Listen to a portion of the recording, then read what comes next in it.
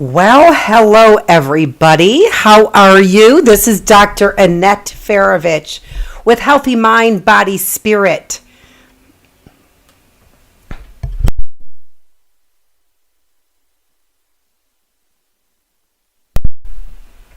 And as always, you can find me on the internet at www.healthymindbodyspirit.net. Let me get that thing scrolling across the bottom there for you too. Okay, so thank you for joining me. And we are here for part 2 of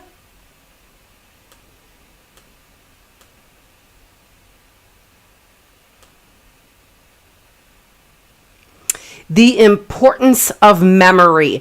All right, and so I'm going to go ahead and get started rather quickly with this so that we can keep these videos shorter. As you know, I am here. It is kind of a pop-up surprise to do this live, but we had Memorial Weekend last weekend, and so got to look at, make sure that's on. And so it's going to be, so it was easier for me to do this today. So let's go ahead and get moving. What are we talking about? The thing we're talking about is we're talking about a healthy spirit. Part 3 of our series on a healthy new you in 2022. So a healthy spirit is important. One of the things that we have avoided across really decades of time is the way that our body interacts, our health interacts with our mind and also our spirit. We have scientific evidence that shows that individuals who have a healthy spirit life are mentally and physically healthier. And so what we want to do is we want to look into what is that sort of magic, what is that miracle, what is that mechanism by which we get healthier because we have a healthier spirit. And that's what I want to talk to you about in this part 3 of A Healthy New You in 2022. Now, you can see, again, we have so many parts here, don't we? Episode number 5 is on the importance of memory. What I'm trying to do is I am trying to keep these videos a little bit shorter for you. So let's go ahead and get started right now. What we're going to first do is we're going to look at the agenda that we had and talk about what we talked about and talk about what we're going to talk about as we wrap up part 2 on the importance of memory for our transformational therapy. Okay?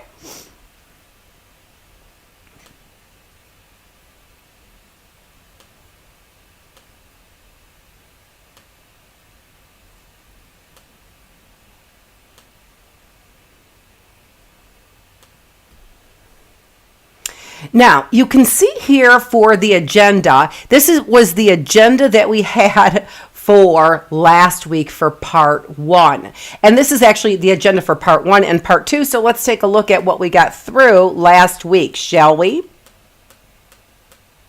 Now, if you recall, we talked a lot about the way that memory is organized in our brain. And sometimes we have missing pieces, and sometimes we have additional pieces of memory that we add to our thoughts about the event that may or may not have occurred actually in that event. So take a look at part 1 in order to have a better understanding of memory. So what do? In part 1, we reviewed the importance of emotions and associations. And here then, in part 2, we're going to finish up point number 2 and the rest of them. So how accurate are our memories? And we're going to talk about beliefs versus memories. We're going to talk about accurate memories and what the problem is with traditional therapy as it relates to our memories. Then we're also going to be talking about if memory is not accurate, why is it important in transformational therapy? How is it that transformation occurs due to memories when our memories are not accurate? Right? Okay. And then the next agenda item, how much time do we spend on memories in our transformational therapy? And then finally, we want to take a look at the map. And so it looks like we actually have the majority of our agenda for this topic on memories to actually still complete. However, you're going to see we're going to get through this rather quickly. So make sure that you see part 1, because part 1 is a great setup for understanding the importance of memory and how emotions play a part in those memories as well. Now, let's move on for this part 2. Now, what I want to show you is I want to show you actual research, because research, scientific research on memories is so interesting and new and really just, well, let's look at it, shall we? Let's not just describe it. Let's look at it close up. All right, so this is a study that was done by Stanley and Johnson in 2000. What you're going to see here is you're going to see a few different studies. Some of them would be considered classic studies. Some of them are a little bit older. Some of them are a little bit newer. It doesn't matter. These are really interesting studies, and we've talked about them a lot throughout the ages, all right, throughout time as we've been studying memory scientifically. All right, I'm gonna open this up just a little bit here. What we have here is called a shoot, don't shoot, or no shoot paradigm. And this is a rather popular paradigm in the literature, in the psychological literature, that takes a look at how emotional situations affect our memory in particular for this shoot, don't shoot paradigm. We do all kinds of studies to see how quickly we are to shoot relative to race, for example, and whether or not a person has a weapon or no weapon. In this paradigm, so we have individuals that are in a shooting condition and individuals who are in a no shoot condition. So what we're seeing here is we are seeing the stress, the emotional stress that an event might play on our ability to recall, as you can see, details of either a shooting event or a no shooting event. So here we've got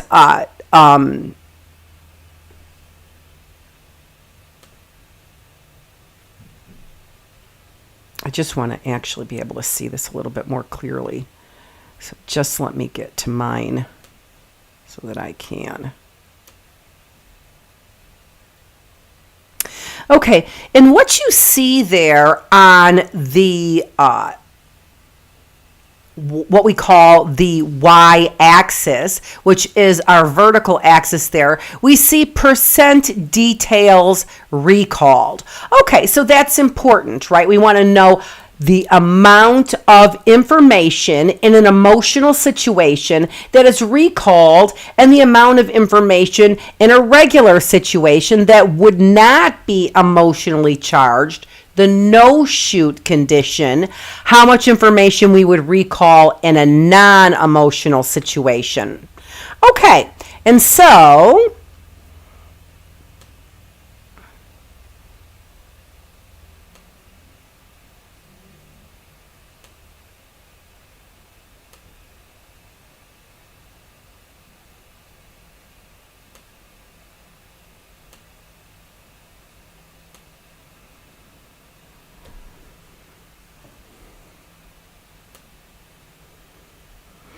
what you see there then, we've got two bars, the shoot condition, which is the pink bar, and then we have the no shoot condition, which is the green bar. And then you can see they are asked to recall information about the perpetrator, they are asked to recall information about the victim, and they are asked to recall information about the weapon. So obviously then, taller bars, means that I recalled more information.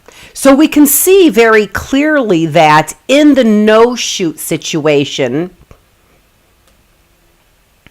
we are much better able, let me get my face over here.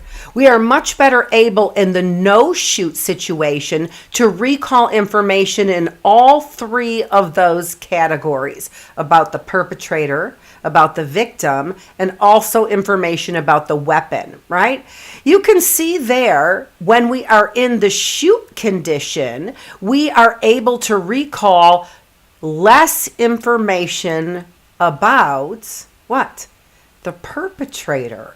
So here is some great scientific information that is demonstrating that under highly emotional conditions, we are less likely to remember information. All right?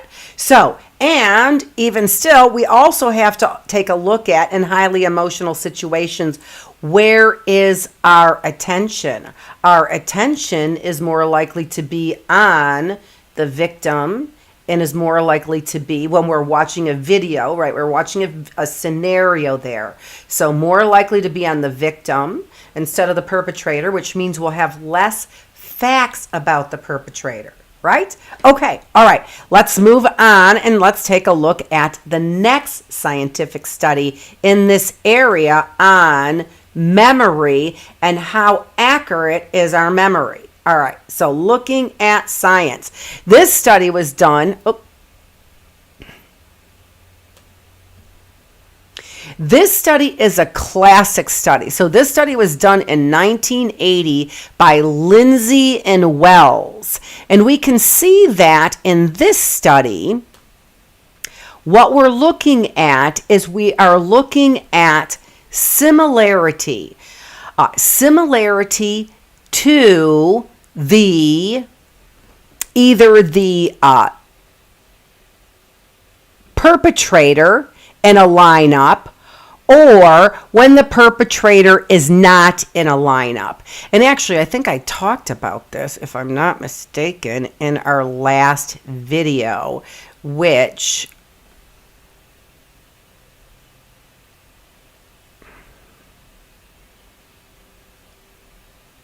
I should have checked.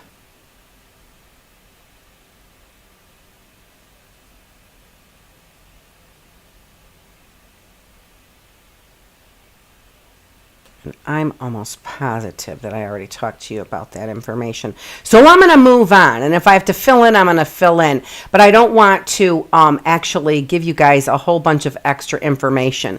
All right, so I'm going to move on to the next slide. Because actually, I could have swore that I didn't cover this stuff. And now I'm thinking I did cover this. And I don't want to be repetitious. So I'm going to be moving on now. So here you can see we're still talking about the accuracy of our memories. But we've got,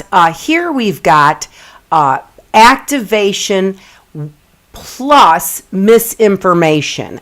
And so here what we saw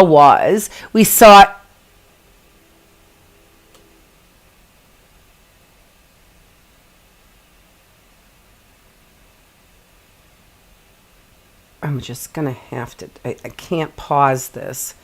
So unfortunately, I'm going to have to take a look at something